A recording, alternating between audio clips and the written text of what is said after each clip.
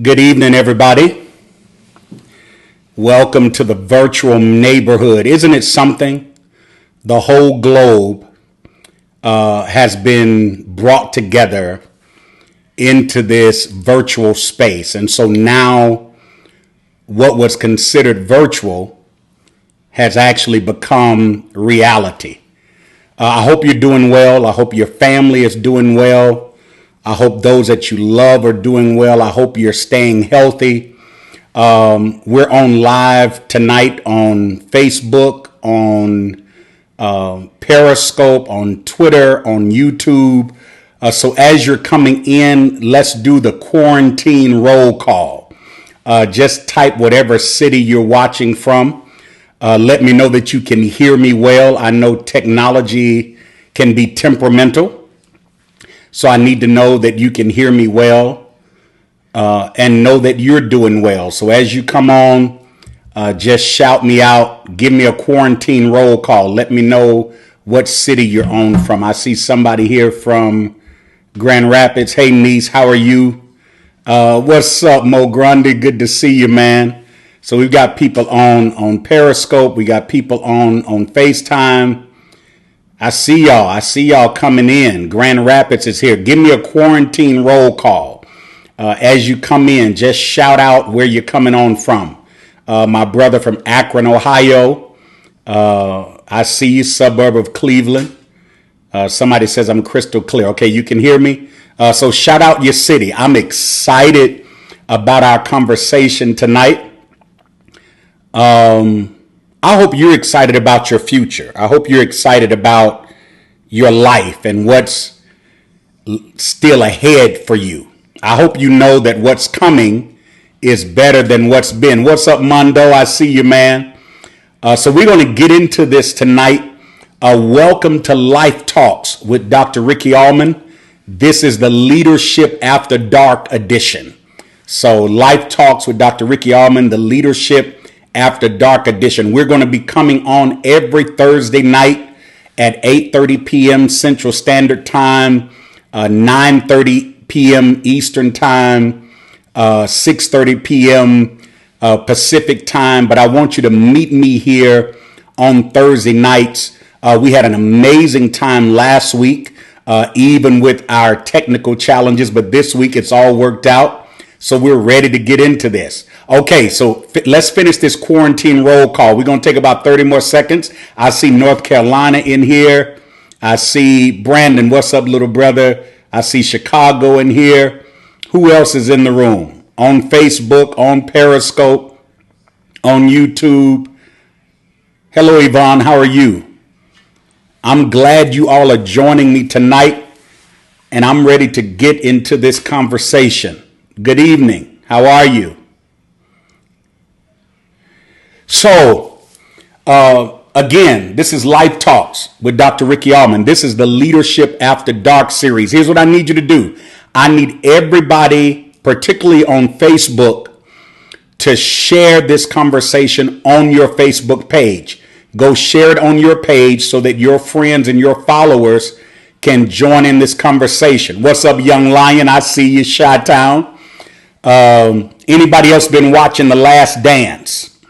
The first 2 episodes have come out concerning Michael Jordan and his team. Anybody been watching? So listen, I need you to share this on your Facebook page. Go ahead and start a watch party. so that the people connected to you can be watching while we're talking. So go to your Facebook page, share this on your Facebook page, start a watch party. If you're on Twitter, share this. If you're on YouTube, like it. And that's the other thing I need you all to do. I need you to like it, share it, comment. Don't be afraid to comment, especially if I say something that connects with you. Somebody said The Last Dance is outstanding. I thought it was. It's quite an intriguing and compelling expose of Michael Jordan, Scottie Pippen, as well as the entire Bulls organization. How many of you seen The Last Dance? Some of you all may not be sports fans, so it may not be relevant to you. But if you've seen it, what do you think about it? So, if you want to know whose tonight's conversation is for, if you're wondering who is tonight's conversation for, I'm so glad you asked. Tonight's conversation is for those who, in the words of the sainted prince of preachers, Dr. Gardner Calvin Taylor, tonight's conversation is for those who have a wide vision through a narrow window. Tonight's conversation is for those who are trying to implement big ideas in small spaces. Tonight's conversation is for those who know they have more to offer from their life, but who feel suffocated by the support or the lack of support and the lack of opportunity in their life. Let me quickly recapitulate whose tonight's conversation is for. If you want to know whose tonight's conversation is for, it's for those who have a wide vision, but you're looking through a narrow window. Tonight's conversation is for those who are trying to implement big ideas, but you're in small spaces. And tonight's conversation is for those who know they have more to offer from their life, but you feel suffocated by the lack of support and the lack of opportunity in your life. That's whose tonight's conversation is for. So tonight, our subject is the DNA of a dinosaur slayer. Last week, we talked about don't dance with dinosaurs. So if you're on Facebook, you can go back on my timeline and you can find last week's conversation called Don't Dance with Dinosaurs. This week, I'm talking about the DNA of a dinosaur slayer. Don't hesitate to leave your comments while we're talking. This is our conversation. We're hanging in our hood. This is our neighborhood. So relax, chill out, get your water, get your notebook, go to wherever you take notes in your phone. Let's get into this. I wonder if you've considered the fact that life, like leadership, is not designed to be linear or monolithic. Have you considered that? That your life is not designed to be one-dimensional, nor is leadership designed to be one-dimensional. Just like your life is not designed to be stuck at one level, leadership should never be stuck at one level. There should always be growth. There should always be evolution. There should always be movement. You should always be going forward and advancing beyond where you are. Are you hearing what I'm saying? The Achilles heel of life and leadership is the status quo. You ever heard anybody say, I'm just going to do the status quo. I'm just going to do the bare minimum. Well, guess what? That's the Achilles heel in life and in leadership. You're not designed for the status quo. You know why? Because the status quo will never promote and sustain an ecosystem for growth and possibilities. Did you hear what I said? If you just follow the status quo will never sustain an ecosystem for growth and possibility. You know what the status quo is? The status quo is where great ideas go to die. That's what the status quo is. The status quo places conformity before productivity.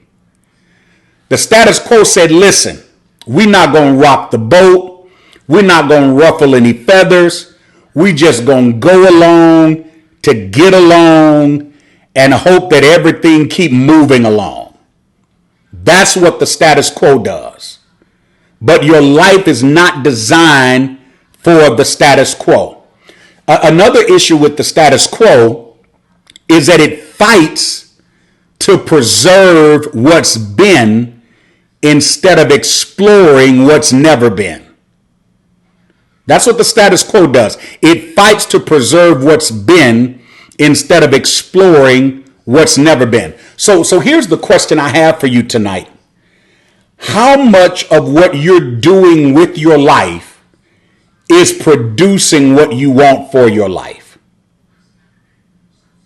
That's the question. How much of what you're doing with your life, think about it. How much of what you're doing with your life is producing what you want for your life? And if you say to me, Dr. Allmon, you know what? It's uncomfortable to answer that question, because if I'm really honest, I may be putting forth maximum effort, but I'm getting minimum results to none at all, because if the truth be told, I'm not really using my life the way I should. And if that's your answer, then my next question is, why not? Why are you not doing with your life what you know your life is made for, so you can produce what your life is designed to produce? What's holding you back? What's holding you up? As a matter of fact, when's the last time you asked yourself why? Yeah, you heard it. Just 3 letters, W-H-Y. When's the last time you asked yourself why? Why am I doing what I'm doing? Why am I in this career? Why am I frustrated? Why am I not seeing my dreams fulfilled? Why does it feel like I'm going around in circles? When's the last time you asked yourself why? Do you realize it's possible to be doing the right thing in the wrong place? Think about that. Because if you're a person who say, you know, I believe I'm using my potential, I believe I'm doing the right thing, but I'm not seeing the right results. Well, that could be because you're just not doing what you were supposed to do in the place that you are assigned to do it. And that's what I'm getting ready to help you with tonight as we talk about the DNA of a dinosaur killer. But before I get into this, I want to tell you a story. The story is told of a mother who was preparing Thanksgiving dinner.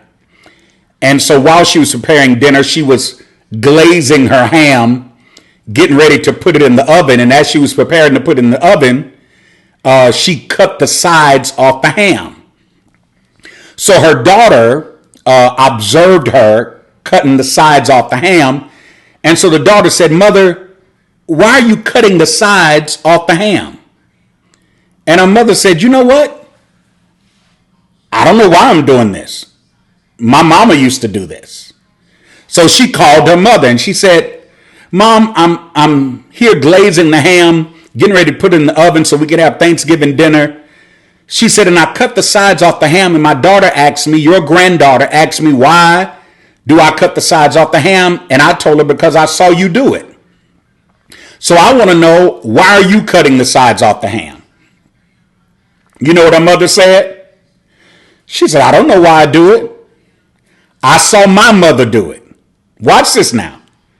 So you 3 generations deep who are doing something that they don't know why they're doing it. So they call Big Mama. And they get Big Mama on the phone. And they say, "Big Mama, my daughter just called me because she was cutting the sides off her ham. And her daughter asked her, why was she cutting the sides off the ham? And she couldn't tell her why. So she calls me And I told her the reason that I do it is because I saw you do it. So Big Mama, why are you cutting the sides off the ham? You know what Big Mama said? She said, because my pot was too small. Now here's the moral of that story. You got 3 generations that's been cutting the sides off the ham when they didn't have to. They had pots that were big enough, but they were wasting good ham because they continued to do something that they saw somebody else do without asking why they do it. That's the reason you've got to become a dinosaur slayer, because you don't have the time and you can't afford to be putting forth the effort to continue to do things because somebody else did it and you don't know why you're doing it. So you stuck in a dead-end career. You're following dead-end opportunities. You hanging out with dead-end people. Well, it's just who I always hung with. But what is it producing for your life? What is it adding to your life? So before you keep wasting the good ham, before you keep wasting the good opportunities, you need to ask yourself, why are you doing what you're doing? That's the question you'd ask. Why are you doing what you're doing? I need to submit something to you tonight as we talk about the DNA of a dinosaur slayer. I would like to propose to you that the Achilles heel of leadership is what I call playing it safe. That's the worst thing a leader can do. As a matter of fact, that's the worst thing you could do with your life. You hear people say it all the time. I'm going to just play it safe. You know the danger of playing it safe? The danger of playing it safe is that playing it safe is based on a false premise and presupposition that your constants are fixed and that your variables are secure. When you play it safe, you're operating from a false premise that everything's going to always be as it's always been. It's amazing. We're seeing proof of that right now as we go through this quarantine and stay in place. It is quite obvious that things are not going to go on as they've been. But the bigger question is, why have we been operating that way even before we came to this time? Why have many of us been living as if everything was going to always go on like it's been going on? Why have we lived to just preserve the things that we've already seen? Just like these mothers with the ham. I'm just cutting off the sides because I saw somebody else do it, not even knowing why they did it. So how many things are you doing in your life that you adopted and adapted from somebody else that may not be able to work for you? If we're honest, it probably didn't work that well for them. But maybe because we admired them or respected them or looked up to them, we say, well, if they're doing it, I'm going to do it. If it was good enough for them, it is good enough for me. But how do you really know if it's going to work for you? How do you really know if it's going to produce in your life what you need for your life? So at what point did we become delusional and begin to act as if everything will remain the same? One of the things that I've been saying lately is that from this point forward, as we go through and come out of this pandemic, and I've shifted the P word from pandemic to possibilities, because I believe whenever you face challenge in your life, it's only the precursor and the catalyst to new possibilities for your life. So I don't look at this as crisis. I look at this as catalyst. I look at this as the opportunity to explore new ways of living your life so that you can get more out of your life. And I think that's very critical. So here's what I need you to understand. In this time that we're in now, do you realize you'll never be able to say normal again without putting the adjective new in front of it? That's how much things have changed. You'll never be able to say the word normal without saying new. So you're hearing it in the news. You're hearing it everywhere you go. There's a new normal, that things are not going to be the same. We're having to communicate more now through technology than we've ever had. I said it when we began this conversation tonight, that virtual has become the new reality. In essence, this is our neighborhood. You hanging out with me on Periscope, on Twitter, on YouTube, on Facebook. This is the hood now. That's the new normal. So it's important for you to become a dinosaur slayer so that you can establish some new norms in your life and not allow the routine that you had yesterday to become your rut today. Did you hear what I said? It's time for you to establish some new normals in your life so that you will not allow the routines from yesterday to become a rut today. I'm not going to hold you all night. There's so much I have to share with you, but I'll be back with you next week. We'll hang out in the hood again. But there are 3 things I want to give you that I believe are intrinsic and critical to the DNA of a dinosaur slayer. Oh, by the way, let me give you the definition from last week of a dinosaur. A dinosaur is any system or any process that's not willing to adapt or expand. Somebody put that on the screen. A dinosaur is any system or any process that's not willing to adapt or expand.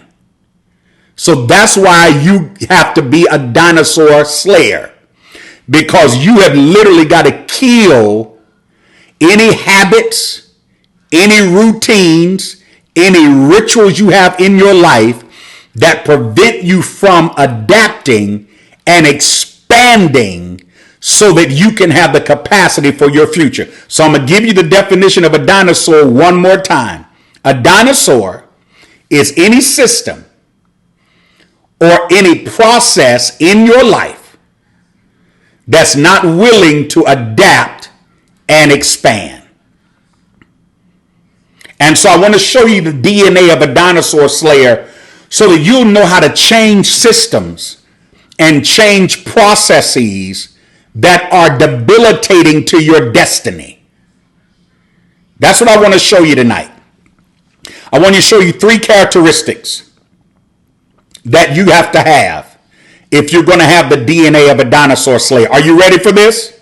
As a matter of fact, before I give them to you, I need you to make sure that you have this conversation shared on your Facebook page, that you've shared it on Twitter, that you shared it on YouTube. As a matter of fact, go ahead and release some hearts right now on Facebook. Let me know you're here. Let me know you're hearing me. Let me know I have an amen corner. So come on, tap that screen, release some hearts everywhere. Let me know you're ready for your DNA. Let me know you're ready to be equipped and empowered for the dinosaurs that you're getting ready to slay in your life that are preventing you and hindering you from seizing the opportunities, the possibilities, the productivity, the joy, the peace, the happiness that you want in your life. Anybody ready for everything that your future has for you? I know you are. That's why I'm on here tonight, and that's why you're listening to me tonight. So I'm getting ready to give you the 3 elements that make up the DNA of a dinosaur slayer. Get ready to write it down. Somebody type it on the screen. Here it goes. The first thing that is intrinsic in the DNA of a dinosaur slayer is that dinosaur slayers are thinkers. Remember what I said a dinosaur is. It's any system or process that will not adapt or expand for progress or productivity. So the first element in the DNA of a dinosaur slayer is that dinosaur slayers are thinkers. Thinkers. They are Thinkers. What does that mean, Dr. Allmon? I'm so glad you asked. Dinosaur slayers are thinkers because they critically analyze structures, systems, and strategies. Dinosaur slayers don't just accept things as they are. Dinosaur slayers don't just believe it because you said it. Dinosaur slayers ask the questions, why does it have to be this way? Why do we keep doing it like this? So if you're going to be a dinosaur slayer, if you're going to challenge systems and processes that are not willing to adapt and expand, you've got to become a thinker. My wife says it this way. She says critical thinking is thinking about the thought. Is having a thought and then analyzing the thought you just had to see if that's the best thought that you need. Did you hear what I said? That's what critical thinking is. Is thinking about the thought. Is analyzing the thought you just had to make sure that it's the best thought that you need. So the first element in the DNA of a dinosaur slayer is they are thinkers. They critically analyze structures. They critically analyze systems and strategies. No, you're not crazy. You're just a thinker. No, you're not a troublemaker. You're just a thinker. You know, people say, well, why are you asking why? Because I want to make sure that what I'm doing is the best thing for me. You should side eye anybody in your life that don't want you to ask questions that are going to benefit your life. You ought to give them the side eye. Say, what? I'm looking at you funny now because why do you not want me to question this if it's something that's going to affect my life? So number one, dinosaur slayers are thinkers. I've got about 4 minutes here.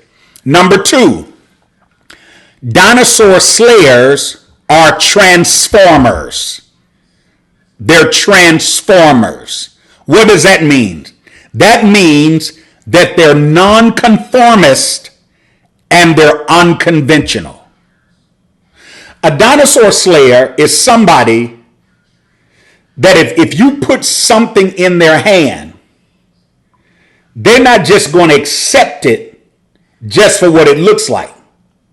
They're going to look at that and say, okay, what else can this become? How else can this be used? What else can I do with this? So dinosaur slayers are not only thinkers, but they're transformers. Watch this. That means they have the capacity to go against the grain.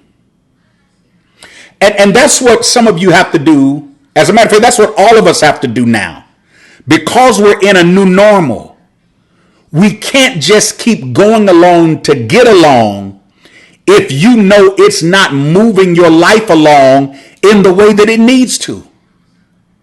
So what is it in your life right now that needs to be transformed? I believe all of us are in transition.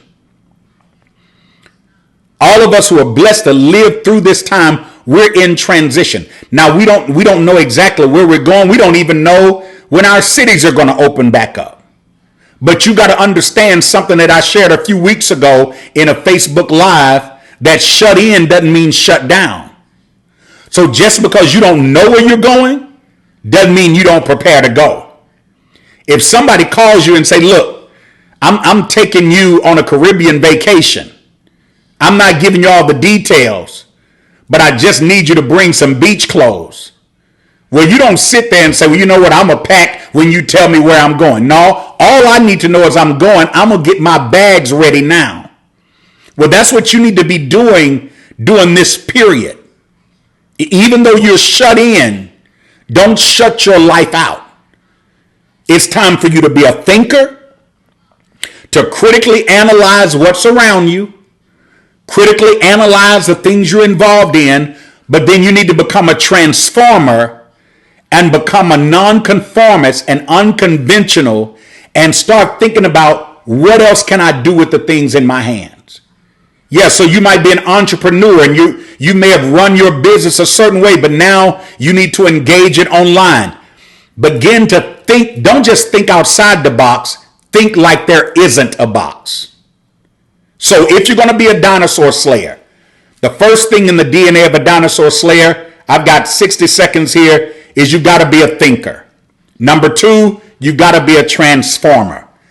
But then thirdly and finally, dinosaur slayers are translators. Translators. Dinosaur slayers are translators. What does that mean, Dr. Allmon? Dinosaur slayers view challenges as opportunities. They don't look at things as they are.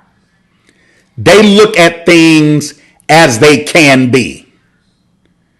In other words, a dinosaur slayer, as a translator, they take lemons and make lemonades. They look at fear and say, I'm going to turn fear into faith. I wish I had time to talk. Matter of fact, I'm going to end with that tonight. I'm done talking about the DNA of a dinosaur slayer. I want to end tonight feeding your faith and strangling your fear. Did you know that fear and faith do the same thing and operate from the same place? Because if you're going to be a dinosaur slayer, you got to know what your greatest weapon is. If you're going to be a thinker, if you're going to be a transformer, if you're going to be a translator, you got to know the greatest weapon you have. And that's the weapon of vision. And vision only works by faith. But the antithesis of faith is fear. And here is why it's so easy for fear to get the best of us. Come in a little closer. Come on. Lean into the screen. Put your phone up in your face, because I want to share this with you before we get off. We're on overtime now. I'm 1 minute over. Give me 2 more minutes. The greatest enemy of faith is fear. And the reason fear is so damaging and detrimental is because fear's job is to diminish your vision and your ability to see beyond your reality. I guess I'm going to preaching now. I can't help myself. But here's why it's so easy for fear to get the best of us. Come a little closer. The reason it's so easy for fear to get the best of us is because in reality, faith and fear do the same thing and they operate from the same place. Where is that? Here it is. Faith and fear both call things to you. You hear what I said? They do the same thing. Fear calls things to you. Faith calls things to you. And they both function in the same place, which is your imagination. They both operate in your mind. So faith and fear do the same thing. They call things to you, and they do it from the same place, which is in your imagination. But here is where faith and fear become divergent. The distinctive difference in faith and fear is that fear calls things to you that are not real. Fear calls things to you out of fantasy. Watch this. Faith calls things to you out of your future. I've got to give this to you, because if you're going to be a dinosaur slayer, you can't be scared. I didn't say scared, I say scared. If you're going to be a dinosaur slayer, you can't be scared. You've got to be willing to go forward in everything you're created to do. And so faith and fear do the same thing. They call things to you. Faith and fear operate from the same place, your imagination. But where they're different is fear calls things to you that are not real from your fantasy. And faith calls things to you that are already waiting, which is your future. And here is the key. You've got to decide who you're going to feed. Are you going to feed a fantasy that's not there? So you were, I hope I don't get COVID-19. I'm scared to touch my own walls in my house. That's a fantasy. You're in your house. You done scrubbed everything down with Mr. Clean and Pine Sol and Clorox and pleaded the blood and anointed with oil. You in your house and you still got fear. That's based on a fantasy. And guess what? If you keep yourself locked up like that, even if you don't get it, everything about you will be acting like you have it. Because fear operates from a fantasy, whereas faith operates from the future. That's why the Bible says that you call those things that be not as though they already are. So listen here, Dinosaur Slayer. You've got the faith. You got the faith to accomplish your dreams. You got the faith to reach your goals. You got the faith to overcome challenges. You got the faith to have a functional, happy family. You got the faith to be successful in that career. You got the faith to start that new business. Even in the middle of a pandemic, you can have possibilities. You got the faith to be healed. You got the faith to go to bed at night and sleep and have peace. You got the faith to have joy. And all I need you to do is to feed your faith. Let's strangle the life out of your fear, because your fear is based on fantasy. But since fear and faith do the same things, they call things to us. Since fear and faith work from the same place in our imagination, well, why don't I feed the thing that looks like my future instead of the thing that's talking from my fantasy? I hope y'all enjoyed this tonight. It was a pleasure to be with you. Stay connected to me. You'll see those that are on all of my social media platforms. You'll see my website. Also, if you want to receive real-time text messages whenever we're getting ready to go on, so you don't miss any of these conversations, you can just text me. You can also receive the newsletter that we send out. But I want you to stay connected. Leave comments tonight about how this spoke to you. And listen, if you didn't share this on your page while you were watching, because you want to make sure you didn't miss anything, when I go off, go ahead and have a watch party on your page and have a discussion with somebody about the DNA of a dinosaur slayer, and then explain to them the difference in faith and fear. Thank you so much for joining me. I'll see you next week on Life Talks with Dr. Ricky Allmon, 8:30 p.m. Central Standard Time, 9:30 p.m. Eastern Time, 6:30 p.m. Pacific Time. Please share this everywhere. Let's go ahead and blow this conversation up. Somebody needs to hear this. And remember, if you're going to be a dinosaur slayer, keep thinking. Keep transforming your reality. And keep translating what's around you until it looks like what's for you. God bless you. I love you. Have a great night.